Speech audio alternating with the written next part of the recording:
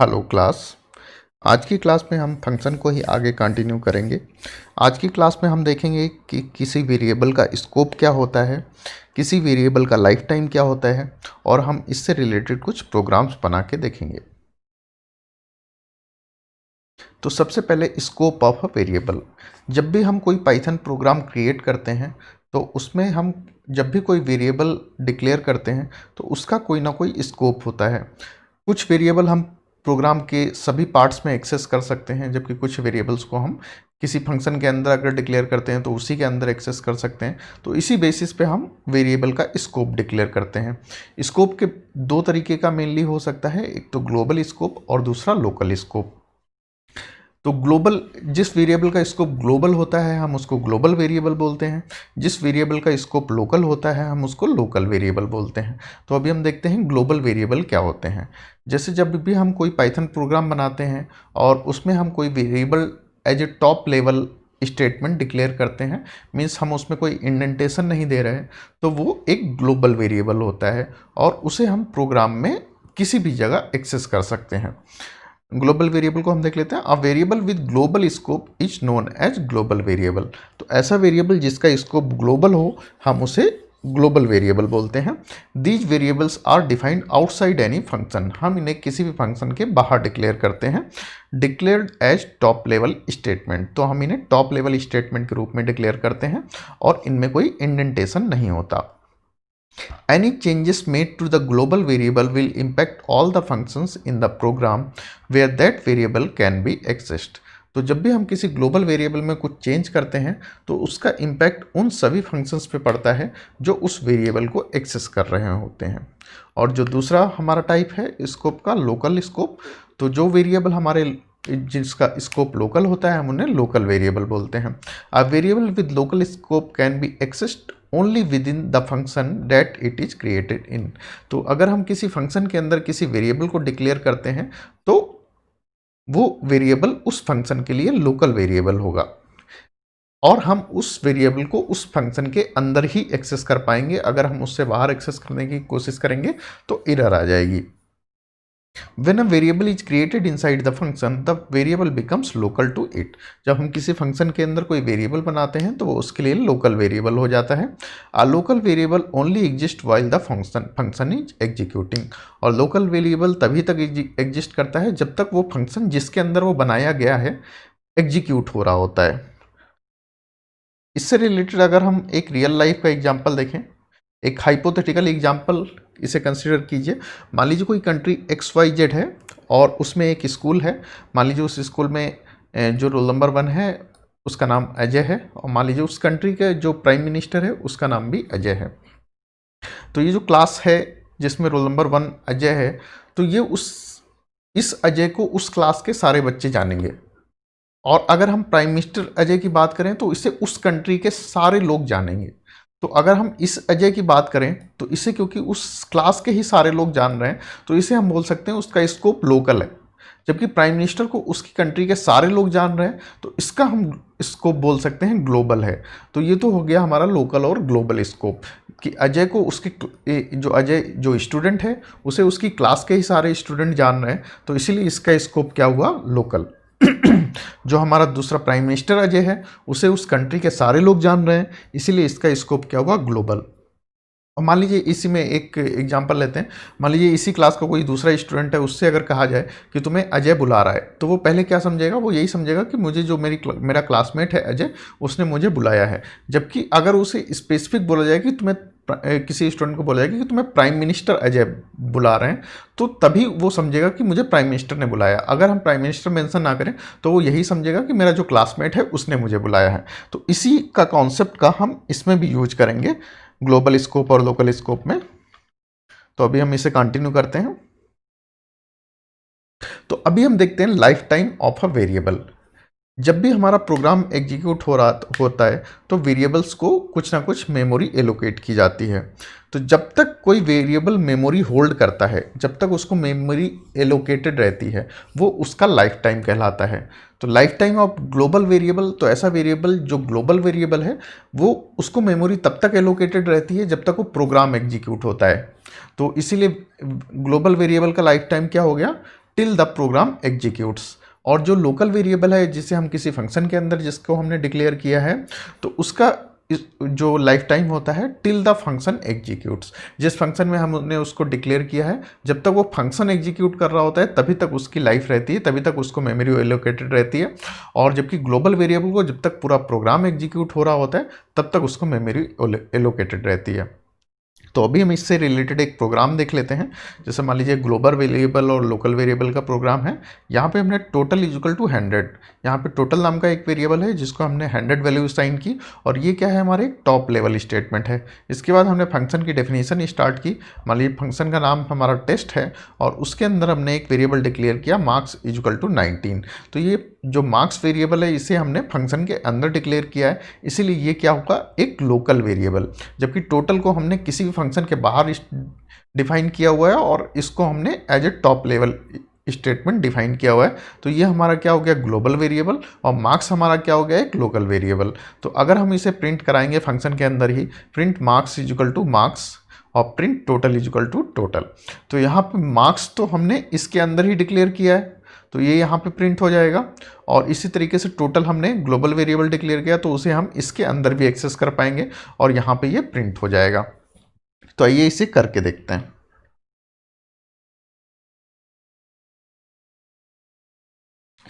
मान लीजिए हमने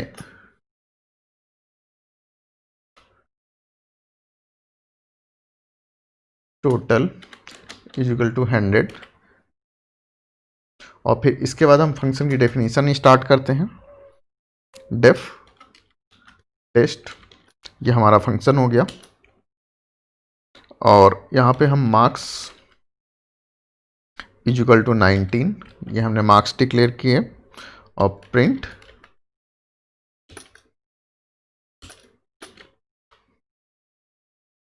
मार्क्स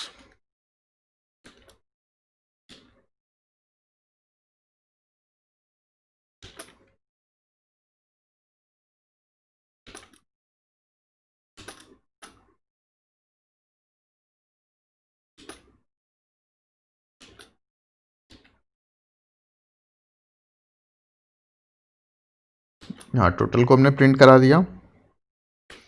और अब हम यहाँ पे फंक्शन को कॉल कर देते हैं।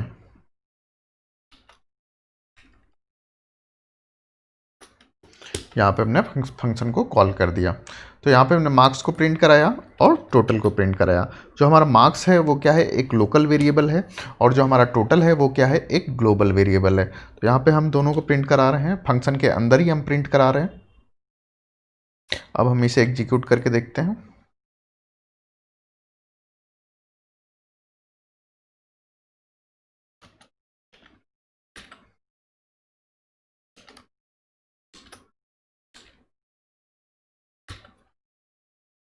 तो यहाँ पे मार्क्स 19 प्रिंट हो गया और टोटल हमारा 100 प्रिंट हो गया। तो यहाँ पे हमने टोटल को फंक्शन के अंदर प्रिंट कराया था, इसीलिए प्रिंट हो गया, क्योंकि ग्लोबल वेरिएबल को हम प्रोग्राम के किसी भी पार्ट में एक्सेस कर सकते हैं, और जबकि लोकल वेरिएबल को हम उसी फंक्शन के अंदर एक्सेस कर सकते हैं। अगर हम इसे मान लीजिए मार्क्स को हम फंक्शन से बाहर प्रिंट कराने की कोशिश करते हैं, ये मैं फंक्शन से बाहर आ गया हूँ और मैं यहाँ पे मार्क्स को प्रिंट कराने की कोशिश कर रहा हूँ, और मान लीजिए टोटल तो ग्लोबल वेरिएबल है तो वो तो बाहर भी प्रिंट हो जाएगा। तो मान लीजिए मैंने इसे और टोटल को दोनों को मैं बाहर भी प्रिंट कराना चाह रहा हूँ। तो मार्क्स क्योंकि हमने लोकल डिफाइन किया है, लोकल वेरिएबल है, और उसे हम अगर फंक्शन से बाहर प्रिंट कराने की कोशिश करेंगे तो उसमें एरर आएगी। तो यहाँ पे error I, name marks is not defined, क्योंकि मार्क्स यहाँ पे जो है ये लाइन 7 ये वाली, तो मार्क्स यहाँ पे तो क्या है हमारा, यहाँ पे मार्क्स इसे नहीं पता कि कौन सा मार्क्स की बात हो रही है, क्योंकि ये मार्क्स क्या था, लोकल था। तो लोकल था इसीलिए इसी फंक्शन के अंदर पता चलेगा, इसी फंक्शन के अंदर इसको आइडेंटिफाई किया जा सकता है। इस फंक्शन से अगर बाहर हम इसको प्रिंट करने की कोशिश करेंगे, इसको यूज करने की कोशिश करेंगे तो हमें एरर आ जाएगी। तो इसीलिए यहाँ पे टोटल क्या है, एक ग्लोबल वेरिएबल है, और मार्क्स क्या है, हमारा एक लोकल वेरिएबल है।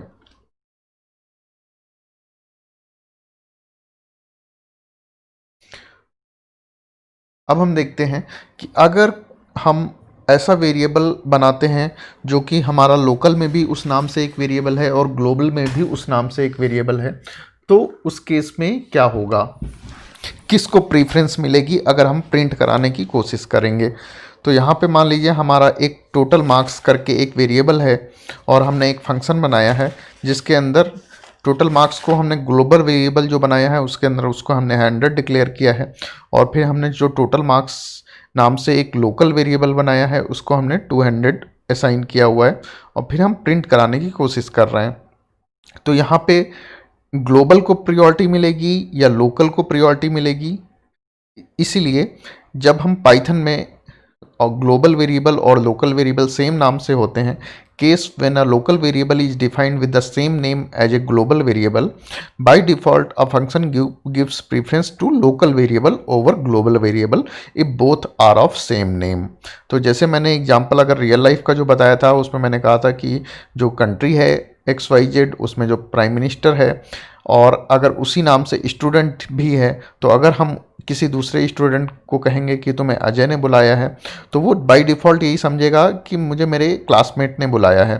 तो वैसा ही सिमिलर सिनारियो यहाँ पे भी है कि दो सेम नाम के हैं, तो अगर हम लोकल वेरिएबल को इसमें प्रेफरेंस मिलेगी कि वो लोकल वाले को प्रेफरेंस देगा ग्लोबल के केस में। तो यहाँ प्रिंट क्या होगा, जो लोकल वेरिएबल की वैल्यू होगी। यहाँ पे हमने इस फंक्शन को कॉल किया और हमने फिर एक आउटसाइड वैल्यू भी प्रिंट कराई। तो सबसे पहले प्रोग्राम कैसे एग्जीक्यूट होगा, यहाँ पे तो सबसे पहले फंक्शन कॉल होगी, फंक्शन कॉल के अंदर total marks is equal to 200, और यहाँ पे क्या प्रिंट हो जाएगा, value of total inside function 200।